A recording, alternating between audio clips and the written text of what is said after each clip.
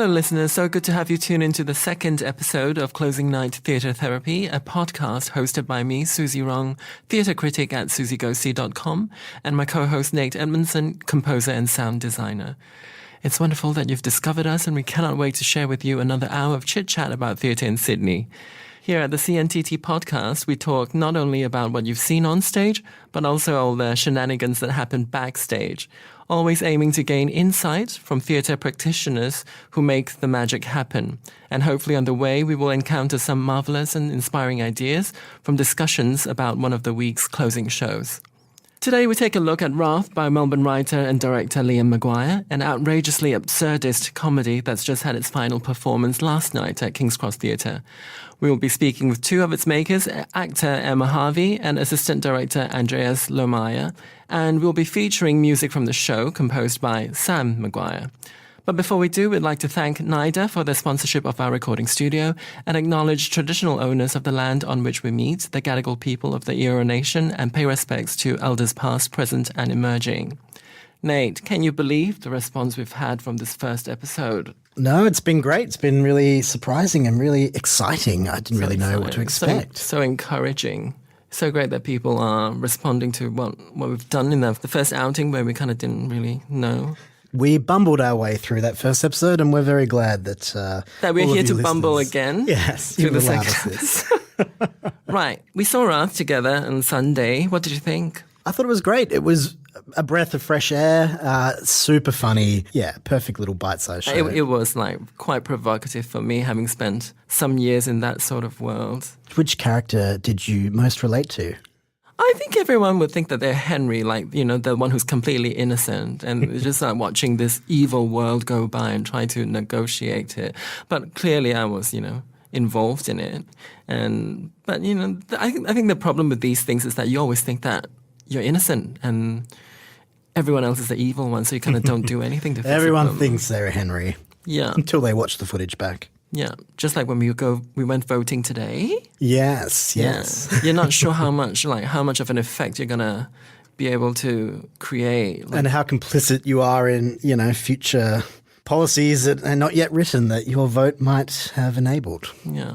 So as New South Wales heads to the polls, Susie and I are going to grab our democracy sausages and head into the studio to meet today's guests.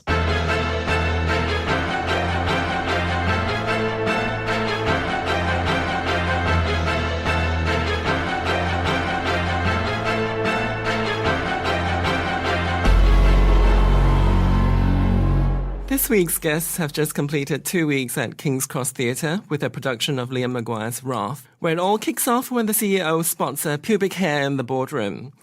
It is an absurd and very grotesque look at corporate culture, that dog-eat-dog world in which some of the most brutal of human behaviour can be found. Hello, Emma Harvie. Hello. Hello, Andreas Lohmeyer. Hello. Welcome to the podcast. Did you think that jokes about pubic hair was going to get you standing ovations? I don't think enough jokes about pubic hairs get standing ovations. I think that's great. Yeah, I think it's a real equalizer. Everyone has pubes. They do. Well, they did at some point. I think, or maybe unless you have alopecia or something.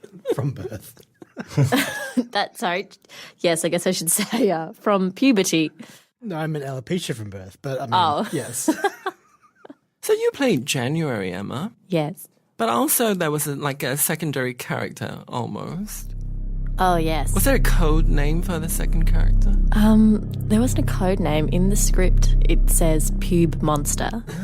Though most people who I spoke to after the show would say, wow, you were great. You were such a great pube. I loved you as the pube. And I was kind of like, well, I wasn't playing an actual pube. I was the monster embodying the fear that lived in everyone because of this pube. Whose choice of wig was that for the pube monster? I think that was Mr. Andreas Lohmeyer's choice. I went through... that was quite an ordeal.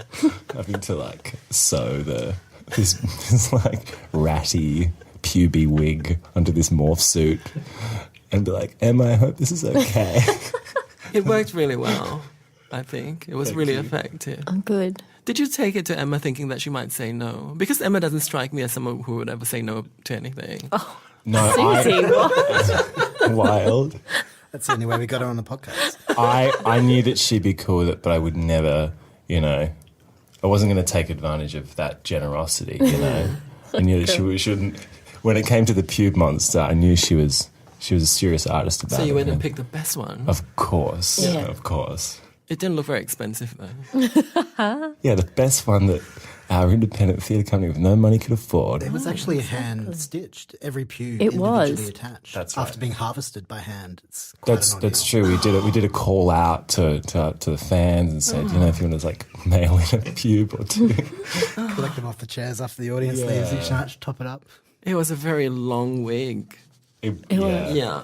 Well, this was a development since the last production. That's right. The pube monster had a slightly different costume, which was, I believe, a hat.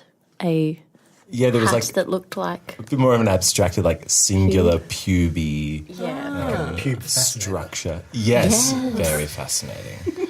And so we thought Remember that we're next time I gonna. go to the races. Yeah, so we took it into more literal puby territory. I think I liked it. Something a bit scary. Liam wanted something scarier. Biggest bush ever. So when was that first round of the production? Was that like a development showing or? It wasn't a development showing. It was in Melbourne mid last year. We did the first production of it at the meat markets in North Melbourne. And so there were a couple of cast members that were based in Melbourne, so couldn't make it up for this show. And so we had to do a bit of recasting and a bit of a shuffle around of design team, that sort of thing. But it was a great show. It was a very different space. It was more like a converted warehouse space. Yeah, great. So taking it into a more traditional theatre space, into the Traverse space, we had to solve a bunch of problems. But that was also a great season. But this took on a whole nother life, which was really exciting. Well, that's true of a lot of Jackrabbit shows. You've done a few return seasons and seasons across different cities. I was looking at the website this morning, which is great to see and unusual to see for a theatre company to actually branch out beyond their home city, I suppose. Yeah, it's how we started touring, doing fringe shows, taking shows to, because a lot of us had studied at Whopper, so we took shows across to Perth. I'm from Adelaide, so I knew that we could crash at Mum and Dad's. So we did a lot of Adelaide fringe shows over however many years, and then I think this is a great discovery because I wasn't familiar with Liam Maguire's work, but I thought it was very clever, and just stylistically, it was so interesting. So good to find an Australian writer who writes with sort of physical imagination and not just sort of relying on dialogue and words. And so much of it, was not in the words. So much of it was just how he was able to orchestrate the space, get the jokes working within the space so that it sort of says something about that world that he was exploring. absolutely. This was one that, because I'd worked on it in Melbourne and in that first season, and Liam and I had quite a few long conversations about it leading up to that. I knew what it was. I knew what the production, physical manifestation of it was, rather than just what was on the page. I knew it was going to be tricky to convince anyone to put it on, because when you read it, it seems much more two-dimensional, but I think it's in the playing of the tropish characters and sort of genre parodies that happen through it, that there's something else going on that's ultimately really satisfying, but you don't really get that when you just read the dialogue alone. But I knew that there was something really satisfying to be found in it, but I knew that we'd have to put it on because no one else was going to do it. Was that because you knew that you had already worked on the show, so you knew what it was going to look like? Yeah. How would you have made the decision to bring it here if you hadn't seen it? Yeah, I mightn't have, but at the same time, we've also just got a bit of an ethos of just putting on as much as possible, as much new writing as possible. So you're not as throwaway as that, but I really believe in the team, and I think Liam's got a really interesting brain, and I knew that this was a really exciting project. So absolutely, I was really confident in this because I'd seen, I'd worked on the original production, but we're just keen to put on as much as possible. I think some really great ideas can get a bit choked and swallowed by trying to get all the correct people to sign off on things, and sometimes you just have to put stuff up, like just make it happen. Also, it's independent theatre, like the stakes are not super high, but I worry that a lot of production companies and productions are, I don't know, overthinking it and stressing themselves out way too hard, where they just should be putting more things up. Just make it. I don't know. Yeah, because this is like the only place that you can be risky, really. Yeah. Because, the stakes are relatively lower. And, I think we discussed this briefly in the last podcast about how it's frustrating for me as someone who, doesn't work in it but who watches it. It's frustrating for me to see people not take risks when they're playing at this level. So this work in particular, I thought was very, very refreshing with how experimental it was and how it was sort of quite sort of fearless. Not that it was completely avant-garde and out there, but you could see that people were just sort of willing to go the extra mile and be a little bit confronting, a little bit different with what they were going to say. We had a brief, interesting chat about the show in terms of what it means to make theatre that's just entertainment for entertainment's sake, as opposed to always feeling like you have to touch on some kind of big, hot button social issue or something like that with your work. I mean, do you think Sydney has a sort of snobbishness when it comes to programming at a subsidised level as to what shows are worthy of going on stage? I was speaking to someone recently who saw our show and loved it, and God, I can't remember who it was, but was very much of the thoughts that indie theatre, exactly what you said, Susie, is a place to take risks. And what's the point of putting something completely safe and what we see on main stages, because we know that those theatres have to sell a certain amount of tickets and have to, try and get in a certain demographic every time they program a show. And so what's the point of doing that on an independent stage?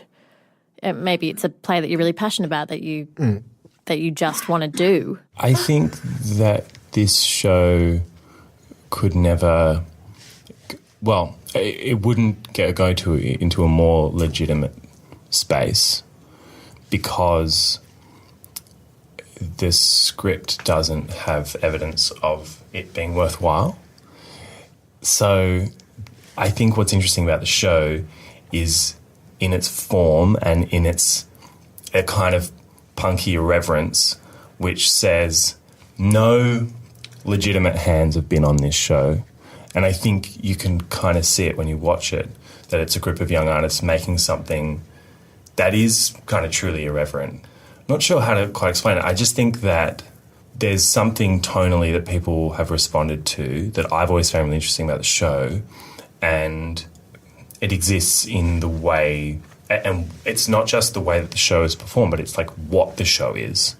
So it's an interesting discussion about gatekeepers, isn't it?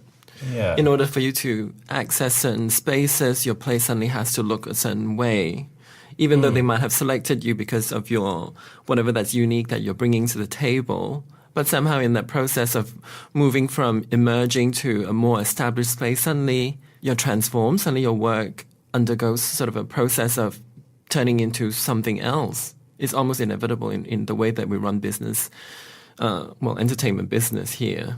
So what are you looking for then? Like, are you opening up for submissions, or do you approach artists that you know have work out there or that's already on your radar? So obviously this was a production that you'd had experience with before. It's a bit of both. So we did do a general call out, and we also did approach people. So there's also the tricky thing where we're relatively new, we don't really have much reputation, so there's certain people that unless we have some sort of connection through having worked with them or a couple of degrees of separation, why would people trust us?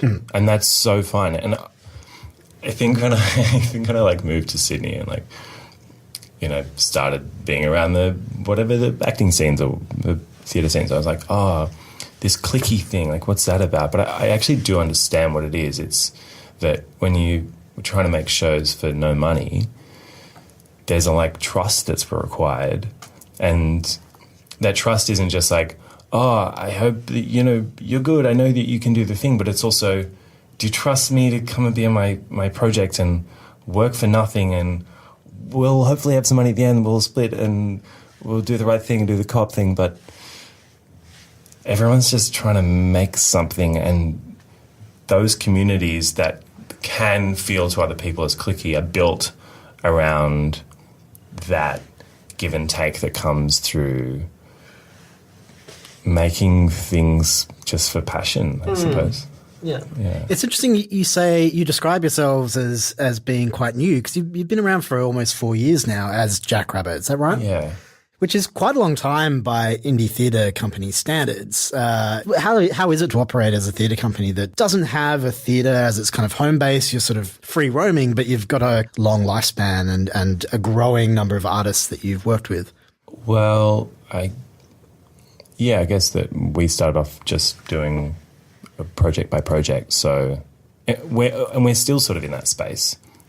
So we're just working it out as we go, I think. So you still feel like it's a very new thing? Well, it keeps evolving into different things. And so having this residency at King's Cross Theatre feels like a very new thing.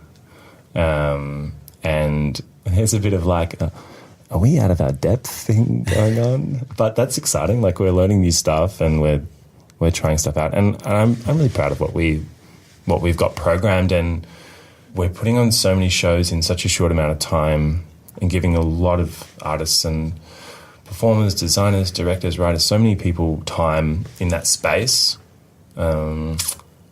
Just the sheer volume in a short period of time is great, but also some of the shows and some of the artists wouldn't get programmed in that space. Yeah. And I think that's exciting as well, having control of that short period of time, being like, yeah, I know this shouldn't be here. Like, there's this, the way this scene works and the way this city works is like, you shouldn't do that. But we're like, let's do it anyway. So the Bakehouse folk, yeah, you know, they're who usually run the space. Yes. So your agreement with them is that, what, do you just program whatever you want?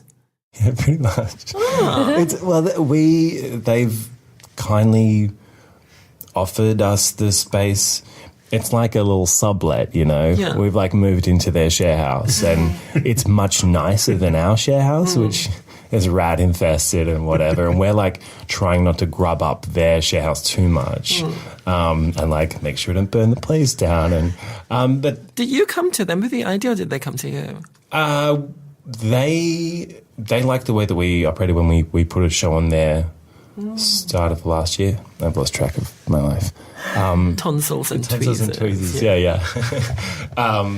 And they were like, it was something we'd talked about for a while, and they've been offering these sort of, not this specific thing, but programs in which they're helping upskill artists and production companies. They're amazing.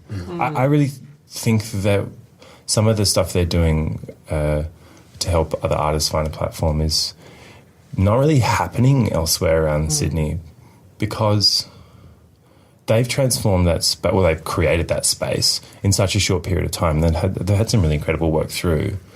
But say allowing us in there is a pretty huge risk for them, because we don't. Yeah, I love the level and style of political engagement that space has been doing. Absolutely. And I was watching. Well, I'd seen the first two of the shows of your season there, and I thought, wow, Jackrabbit has suddenly become political, whereas previously I almost felt like it didn't want, almost intentionally, to ever be political and sort of take theatre to a more entertaining space, as Nate was talking about. But with these two shows that I saw, Roth and then the Dumpster Divas one, yes, they were like so incredibly fierce with what they were going to do and what they were going to say, was so particular. So I was wondering if the space made you think that you have to do something like that, or do you think it's just everyone's just doing things like that at the moment? I think that what we're interested in doing is giving people a platform to do stuff. And so these are the things that people came to us with, and these are the projects that we were excited by. So I don't think that in the past we had an agenda to be apolitical. I'm really proud of these shows, and actually we're finding our groove more, and we're finding what interests us more. But in, the years prior, they just happened to be the shows that people around us were creating, and maybe we're growing up a little bit. That's nice. I was going to say age is a thing, but there's also something in the zeitgeist where everything seems to be political. Everything becomes political now, like to the extent of the things that we see at the theatre, like with Nate's question. Does everything have to have this big social message and social relevance to it? But that's what I think actually is maybe the strength of, say, Wrath, is that if there is something political in it, it's not overt, and it's not in the well-made play way. I think it's the way in which, if you reflect upon it, an audience is complicit in the way that they enjoy or the way that they laugh at things and the way that they've become deeply cynical about things. And that's where I think Wrath could be seen as political, because right at the end of the show, there's quite a deeply earnest moment that is so funny, because we laugh at this person for being so earnest. And it's in our own cynicism, and it's in our own joy at watching him fail that we kind of have to reflect and go, oh God, what have I become? Exactly. I actually thought that Wrath was very, very political. Yeah. And that was one of the questions that I was going to ask you. Have you guys ever lived in these sort of corporate structures before? No, once when I was 17, I job shared an office manager role for like a computer software company. And that was like the closest I've been to anything like this, where it was my job to actually like organise knockoffs on a Friday afternoon. But I was 17, so there was like, actually maybe you can't do that. But there was some debate about that. I wasn't allowed to drink them. But no, like never for me. The closest I got is when I first moved to Sydney and got the classic actor's job, the selling wine on the phone. Oh, You must have spoken. Yes. Have you done this job? I have not, but I know many, many actors who have and currently are. Yeah, absolutely. And power to them, I guess. I don't know. It's pretty wild. But that was, so like a call centre job, doing outbound calls where you're trying to sell people stuff, coldish calling. And the structures around that were really rewarded the psychopaths amongst us, I think. And I didn't last very long, and it was a bit scary. And yeah, I thought the show was political because there are some people who live in those systems Absolutely. full-time Yeah. and for like decades. And I went through that for like, 8 years or something like that. So when I was watching it, to me it felt really, really cutting in a good way, because I got out of that world. So in that way, I think that show has that value, even though it was sort of quite a bit of a microcosm, because it's not about the entire world or the entire country, but it's about these sort of office spaces and the shit that goes down in those spaces. And they were, they felt really real in spite of all the craziness that happens in there. Emma, I wanted to ask you, because you seem to have had quite a fantastic career in such a short time, being able to work with the big companies and the big names in the business. And to see you, use your skill in this Jackrabbit show was really interesting for me, because it was suddenly so intimate again. How do you make that decision of where to go and what kind of people to work with, and then how are people going to think about me? Am I going to change people's expectations or impressions about me? Yeah, that's a good question, and that is something I'm kind of trying to answer for myself at the moment too. But I guess last year I was really fortunate to have a lot of paid work, and coming off that, I had to make decisions about indie shows that when I first started acting, I'd said yes to everything, as you said. I literally said yes to everything that was offered to me, and that really helped me at the start because I was just constantly meeting new people, and that's mostly how I went from even just indie job to indie job was people working with me and going, hey, actually I know someone who did this and is looking for an actor.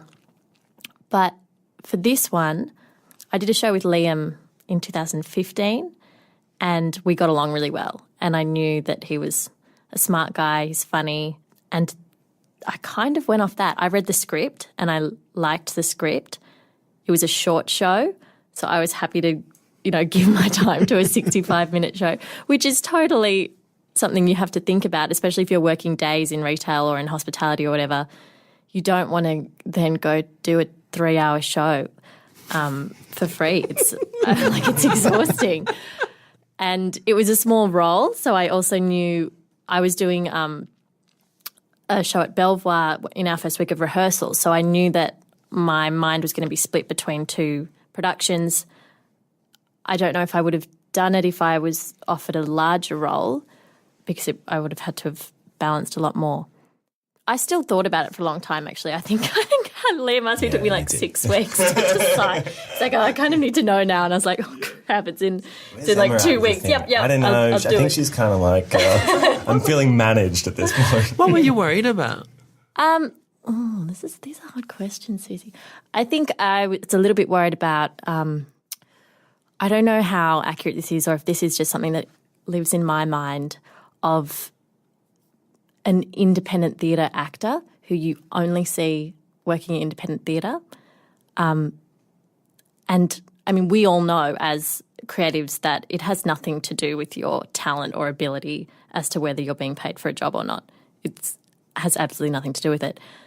But I fear that I could easily become that again, and that if you don't make decisions about the type of work you're going to do, people just see you as someone who will do anything, or work. She does professional work, but she also does lots of indie work, so she'll do it and blah blah blah, and whether that devalues your time or your skill, I don't know, but. Yeah, that's what I'm kind of weighing up at the moment. So coming from this show having ended last night, so do you look back at it thinking, oh, I made the right decision? On this one? Yeah. Yes, actually I do. Why? Can you imagine if you said no right now? I was hoping for Outrageous. that. Well, Scandal. I don't really care what people think about the shows I do. I really don't.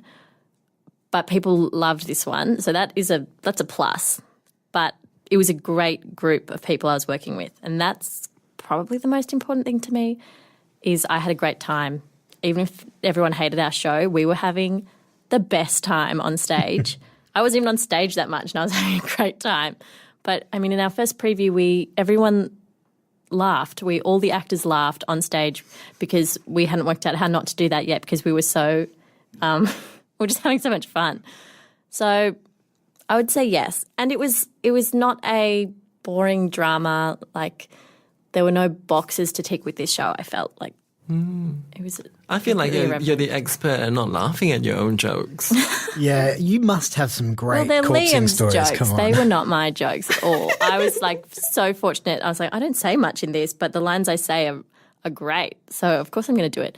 It makes me look way better. I've done so many tiny roles. If you have a tiny role in a show, there's way less room for error. So I'm all about it. Look, I mean, some sure, of my cast me as a favourite- lead though. I'd like that too. Some of my favourite Emma Harvey moments have been little bite-sized roles. I'll never forget the look in Harp in the South when you were one of the radio show girls Oh, yes. dancing away off stage, eyeballing the audience with what can only be described as a manic stare. But it's funny, like having seen you grow from. I remember working with you on A Midsummer Night's Dream, which was 3-4 years ago now. Or it feels that way. 3 years. 2016. And you were this sort of, I don't know, you were kind of not meek and mild, but you were sort of a lot quieter and a little bit timid. You and Rahel was the same. And I remember being like, oh, these two are really interesting, but they're really, kind of quiet and mousy we were almost. terrified. We were like, we've never been in a space this large working with like all these stars of the Australian stage, like Bruce Spence. I was like, Bruce, just want you to know Finding Nemo is one of my favourite films. And he was like, all right, cool.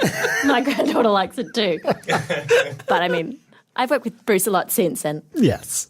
we love It's each other. great so to kind of great. watch actors up close, kind of find their feet and develop. And yeah, like now, completely unrecognizable in a great way, like coming out Really? and being, I think I'm quite a quiet person naturally. Yeah. I'm trying hard now because this is a podcast, so I have to talk. But yeah. I want to ask you also, because you're a young actor, and people, we have all sort of noticed that particular skill that you have with sort of your particular style of comedy. Don't people start kind of hiring you for that reason? Do you feel like that's happening? I don't know. I do find myself in a lot of kind of ensemble roles, I guess. I play a lot of smaller characters who come on for, I don't want to say comic effect because they usually have some kind of real story behind them, as all comedy characters do anyway. I don't know. It's hard to tell. People. Do you think there is a role that you really want that you think is not going to be given to you? Now that you can tick pube monster. I know. Yeah. Now I've played a pube monster. I don't think there's anywhere else for me to go. And I really came on this podcast So to say downhill I'm from resigning and there's nothing more I can do. I don't know. Yeah, I reckon that's true. I think I'm very dry, which is something Yeah. I've learnt about myself. I didn't know that when I was first acting. I was like, this is just how I am. And then the director was like, so we know you can do dry, but what else can you do? And I was like, whoa, I just thought I'd done a really emotional scene. And that's what he said. And I was like, oh, geez, I need to really... It's so funny, like, when we watch it looks almost very calculated. But clearly it isn't. I would like to say... your role in Rough God, is in a this way, is so incriminating. like your character's sitting on a lot of, dirty secrets that she chooses not to reveal until the very end. So in a way, you are a little bit kind of conniving in that show. Yes. But you can only play the scene. Like, that show is not about my character at all. And she's about, like, cutting the tension that is happening in the room before every time she enters. So I don't know. Yeah, definitely the show where you're like, not the classic actor thing where you're like, some long, super objective thing. It's like you're just playing genre for like 1 minute. It's like, yeah, this bit's a courtroom drama, and this bit, I don't know, that's under the sea adventure, and this bit's like whatever. Oh, is that what happens in the... Because, like, when we're watching it, that's not what we're seeing. No. We're seeing a narrative or whatever, or we're seeing meaning happen. We're forming meaning. Yeah. So I have to wonder, because you're looking like you're clowning around for an hour, but you're giving us so much value, right? And I'm thinking, do you actually know what we are seeing?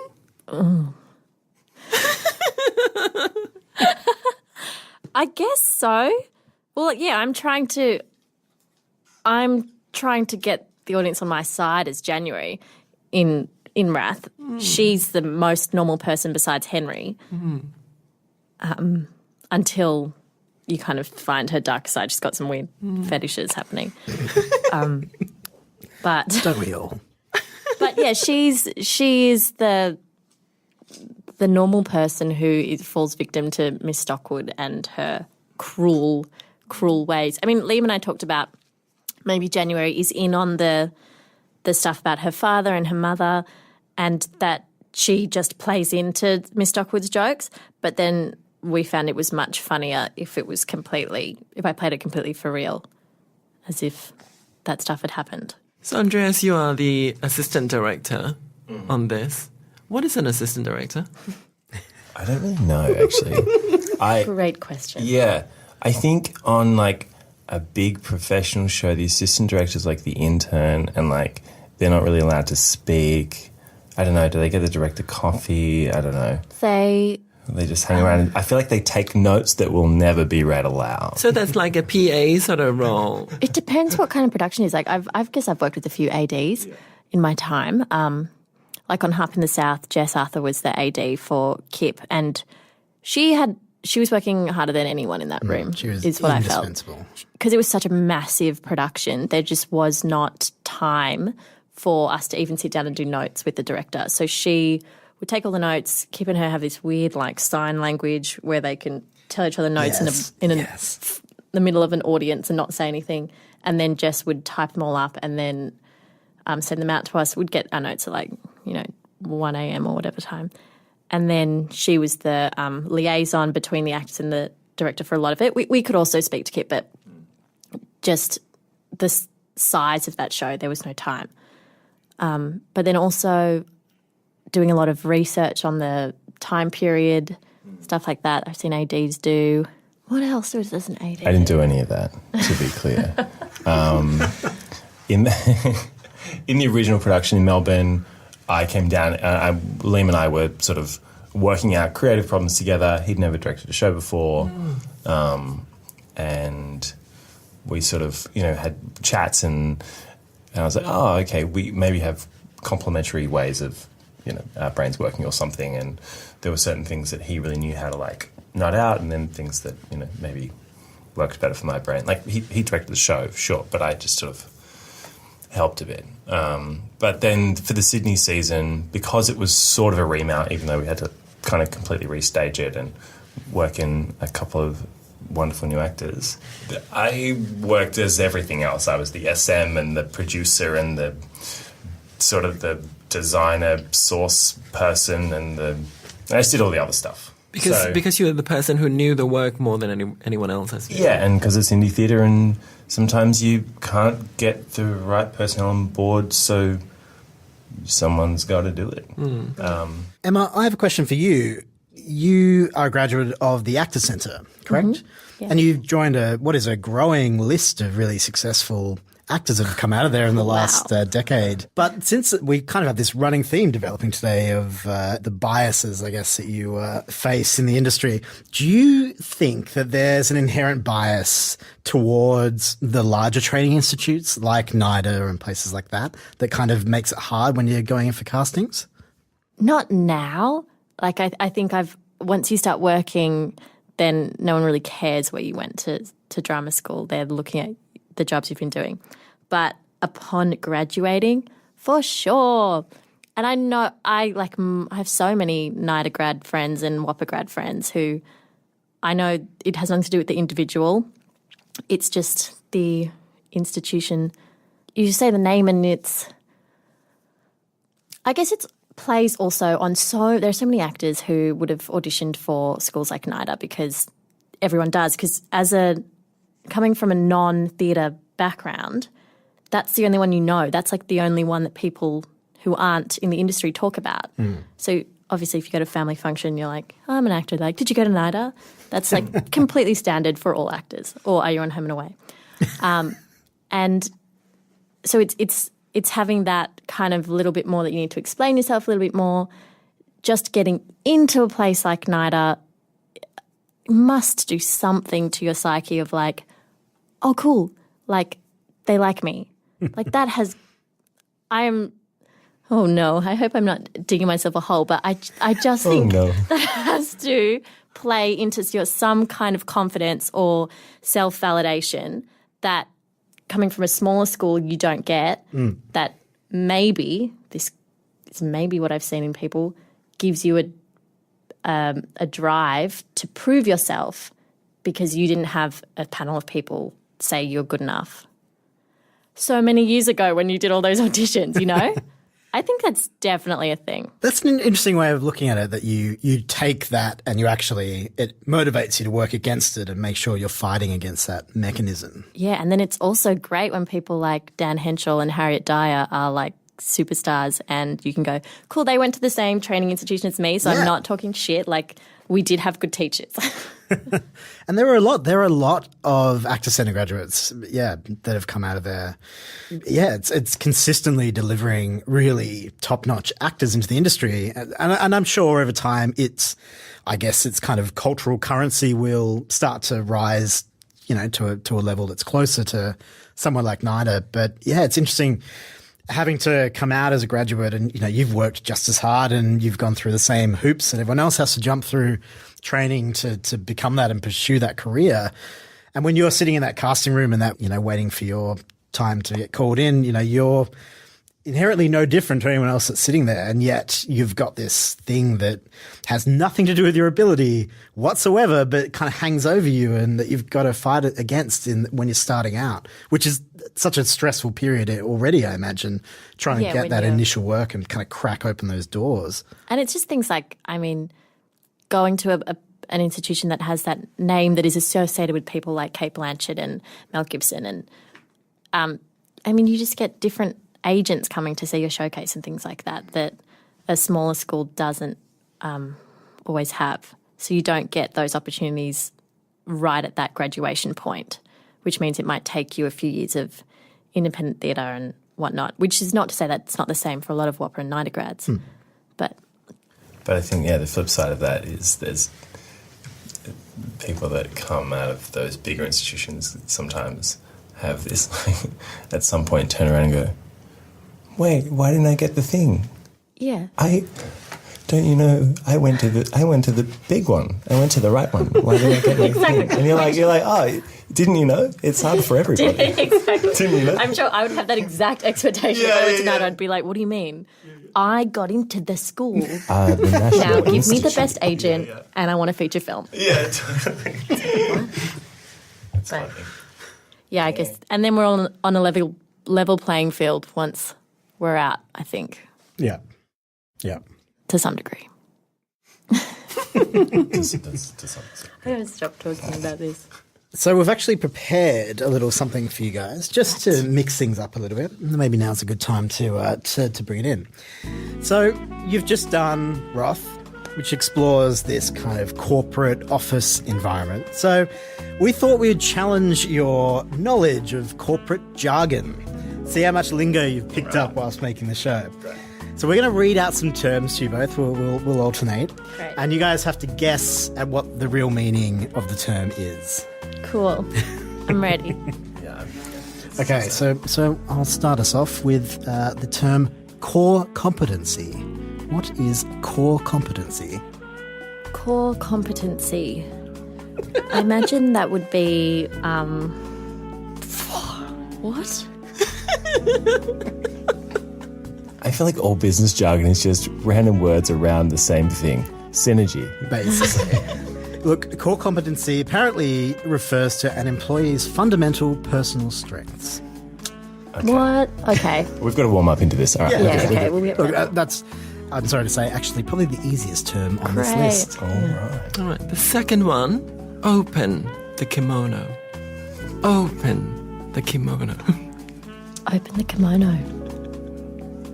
Okay, I'm going to say it's a metaphor for like share yourself, like bring more of what you have to offer to the group. Do whatever you have to do to get it done. Well, not really. Open the kimono means to reveal information. Okay, Yeah. that's Creepy as cryptic. fuck. Yeah. I think a man created that. Yeah, that is super Sorry gross. about that. All right, next term is bleeding edge. Bleeding edge. A person who, is like they're not an asset to the team because they're always like getting paper cuts. So, and they've got haemophilia and they're constantly having to go to the medic. Yeah. Medic? I don't know. I like that guess. Bleeding edge apparently is something that is so cutting edge that it's bleeding edge. Great classic corporate Yeah, jargon. I think that's there. a good one.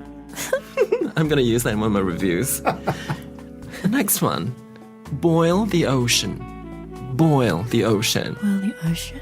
Things are I hotting think up. it's like, you want to make it so hot. It's so on trend. It's so Steamy. new and hip that, It's wild. you're boiling the ocean. Yeah, it's a real, like, I don't know. I can imagine this sort of like the CEO, like, commanding someone. They're like, what do you want me to do with this really tricky? Just boil the ocean. Just make it happen. Yeah. Just make it hot. It actually Hot, hot, means hot. to waste time. Oh. I don't get this one. Well, I guess it's futile to try and boil the ocean, right? Yeah, 'Cause there's that's true. so much of it. I thought it's to do with climate denial. Global warming. What baby? Feed the gorilla. To feed the gorilla. Gorilla. Like give the people what they want. The great masses, the throng, the gorilla. It's a hungry beast. Yeah, you can't just try and do your own thing. You've got to do what the gorilla wants. Demand Yeah, needs. there's bottom line. And you need to meet the bottom line, and at the bottom line, when you get there, there's a gorilla, and you need to feed it. Yeah. With the money, if you don't have enough money to feed the gorilla will eat you. Well, it's not completely crazy. Well, it says feed the gorilla is to ensure a company is stable and healthy before embarking on a high-risk project. That's totally what we said. Yeah, that's pretty much it. close. Yeah. Half a point. Okay. Oh, this is my favourite one, the next one. Okay, so this one is Yogurt Cities. Yogurt Cities. Yogurt cities. What are your classic yogurt cities? The Yoplait girl, she was French, so I guess Paris maybe. I immediately think of like, I love how literal your remember how approach to these King are. Street went through it? I mean, I'm Oh, sure. the froyo. When I first met it was a frozen real yogurt froyo was thing. huge. Maybe yogurt cities are places where like that really embrace a new A trend, idea. and then give it 6 months, and it'll all be over, be a wasteland. You're almost correct in a sort of abstract way.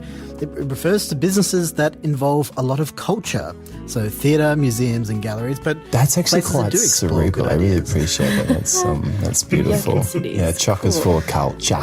So cultured, full of probiotics. Yeah, I love it. So what's a rusty bucket? Ooh, I think it's rusty. There's going to be some holes in it soon. So Why is it rusty? Can buckets like a plastic? Well, no, okay, so it's a metal bucket. yeah, it's a metal bucket. Poorly designed, They haven't clearly. gone for the stainless. It's not being used. That's why it's getting rusty. But it's Yeah, it's been buckets are left used to out. carry water. So Yes. it is. It was an ornamental it's a waste bucket, of money. and then It's like someone something tried- that is happening. It's just money's just going into it, but it's not getting used properly. Well, but there's not a hole yet. But soon. Don't cut yourself on the rusty. You'll get tetanus. I think it's a disaster waiting to happen. It is an employee who cracks under pressure. It's a rusty bucket. I feel like it's a bit ageist then. Cracks under pressure. What? Yeah, I rusty. suppose. Because it's someone's you're old. rusty. Yeah. Rusty bucket. I'm talking about myself Is it like again. soggy bucket? If you have a bucket that has the capacity to become soggy, then Probably should I be dare a say bucket. it's not a gonna great crack under criteria for a pressure, bucket. right? Yeah. Nothing should be soggy in a workplace. Let's be honest. If we've learned nothing else from the play that we just did. Yeah. There's no other takeaway from all this that don't be soggy in the workplace. So what's next for you two? How about we start with Andreas? So obviously there's quite a few more shows coming up in the Hijacked Rabbit residency. Do you want to talk Yes, about well, some of them? I just had to rush here from the theatre. We started bumping out last night, and we are bumping in at the moment Leopard Skin, written by Michael McStay, directed by Samantha Young, amazing cast. We're a very quick turnaround because, like I said, we're trying to squeeze as many shows in as we can. That's opening this coming Wednesday. It runs for 2 weeks. That's a very fast-body, farcy heist comedy. If anyone's seen any of Michael's work, it's pretty wild. It's totally hilarious and completely bonkers. And yeah, in beautiful hands, Sam has made something really fast and funny with this. It's going to be really, really great. Then we roll into upstairs in the Bordello Room, which is another space above the King's Cross Theatre. A group called Little Eggs putting on a show called Rhyme of the Ancient Mariner, using the classic poem and creating this beautiful devised work off the back of their really successful fringe show Pinocchio last year. Mm-hmm.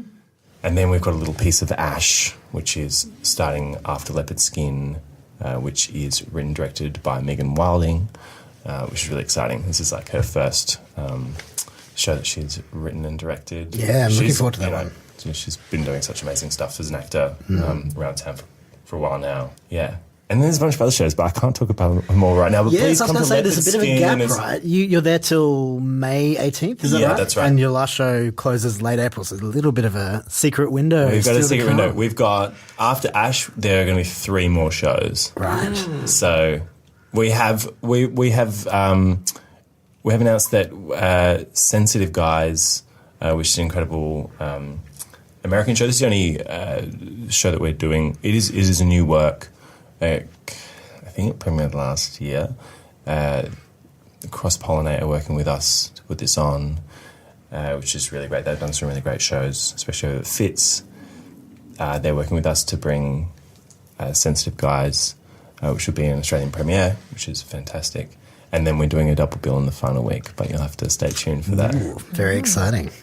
And Emma, what's up for you? What's next for me? Well, I'm doing a show at one of the downstairs Belvoir shows, The Astral Plane, written and directed by Charlie Garber, which we did a reading for last week. It's going to be really cool. The script is not completely finished yet, so it's exciting. Literally anything could happen. And I'm doing a show at the Ensemble Theatre in August, which has got a killer cast. It's Hugh Higginson, Ursula Jovic, Nikki Shields, Simon London, directed by Mark Kamari, so I'm excited for that one. And then just shooting the breeze, finding myself a nice corporate job in the meantime. Well, you're well qualified. Be a rusty bucket. Yes. We won't be boiling any oceans.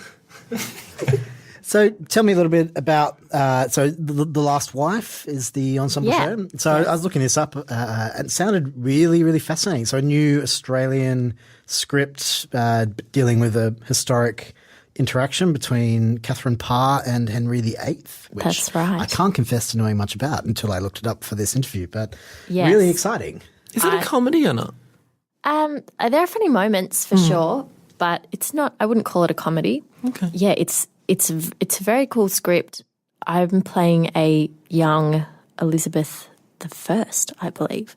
I need to read it again. I first read it like over a year ago, so it's not fresh in my mind. You've still got a little while to go. Yeah, and I've got a few more months, but it's based around this really strong female character, Catherine Parr, and how she marries this king and tries to kind of have an impact on his world and the decisions that he makes through her marriage. And their marriage is kind of an agreement. It's interesting.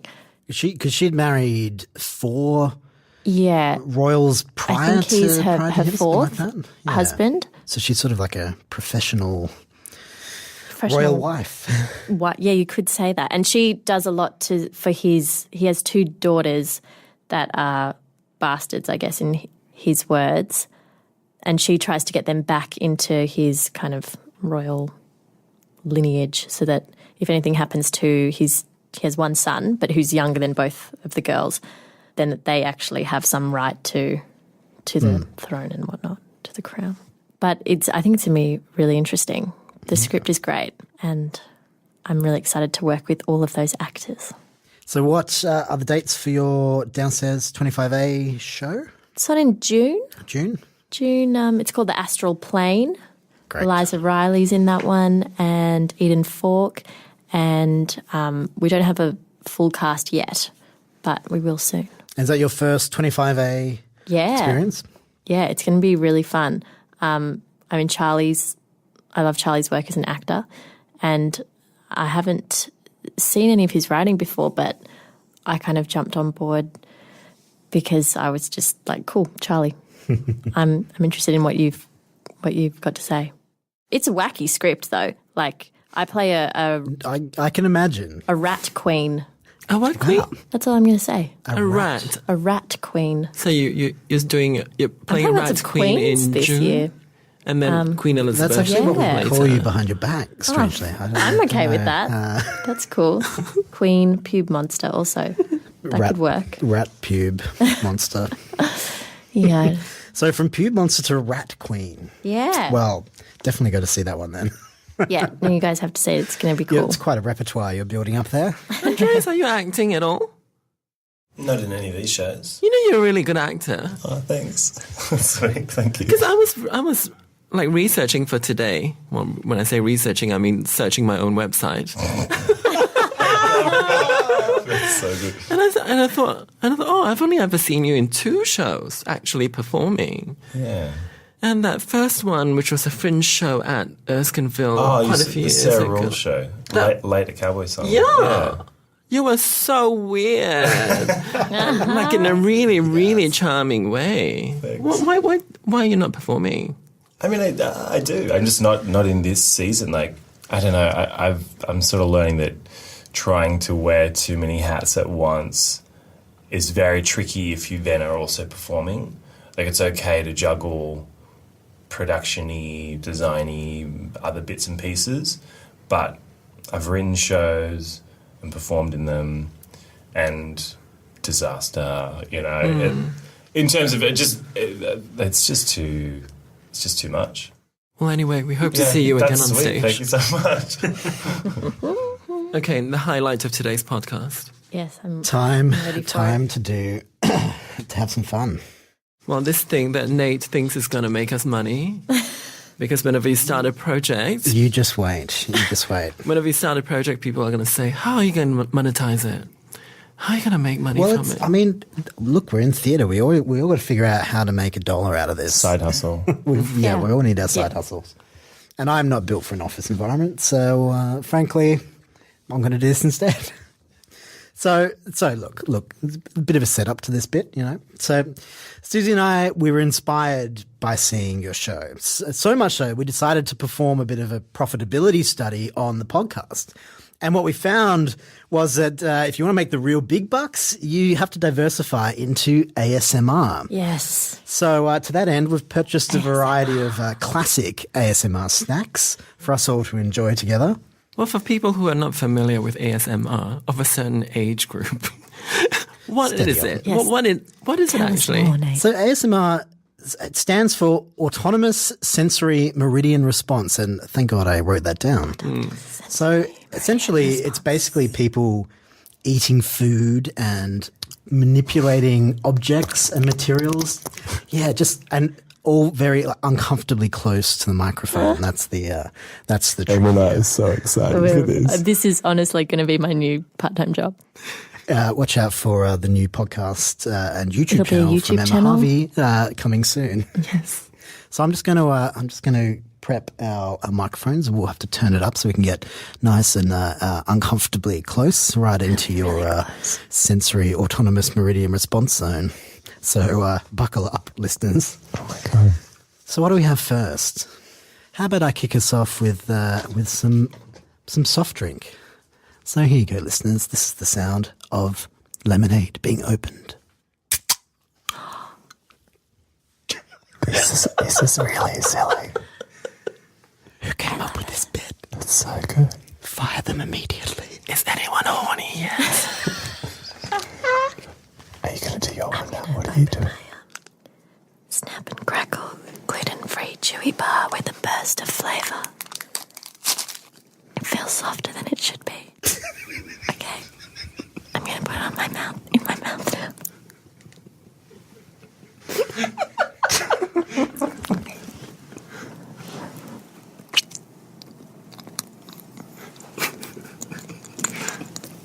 I don't think it's snapping or crackling. Cut back to me later. We found that in a discount. In a discount bin. It's possibly not going to crack and pop anymore. Oh, wait, no. Try, do yours. I'm going to do some whiz fizz. I can't remember if it actually makes a sound. Maybe not. I don't think it does, but try it. I'll open the packet. That'll be cute.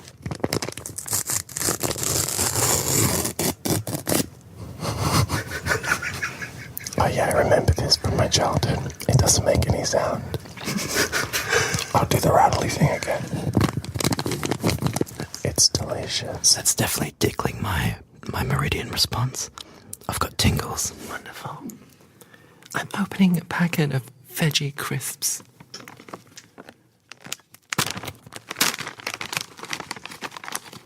Are you excited? I think this is a banana one. Should I bite into it?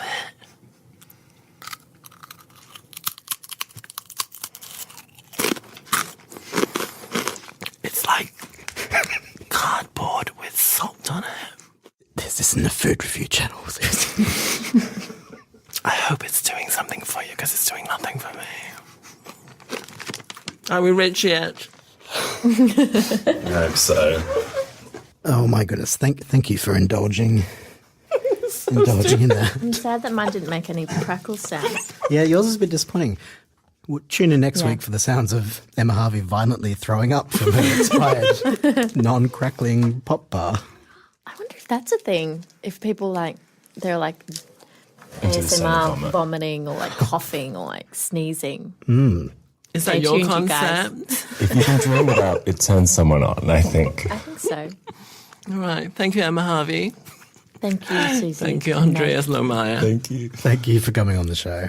It's Been a pleasure. really good fun having you. Thanks for indulging our wild money-making schemes. You're welcome. We'll Loved it. send you a check in the mail. Thanks for the whispers. No worries. Thank you. Thanks for coming. Thanks for tuning in. Bye.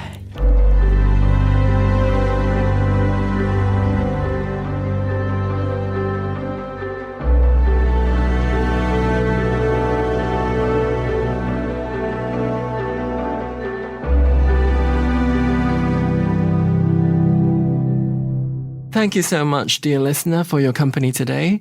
We cannot tell you how much it means to have you spend this magical hour with us.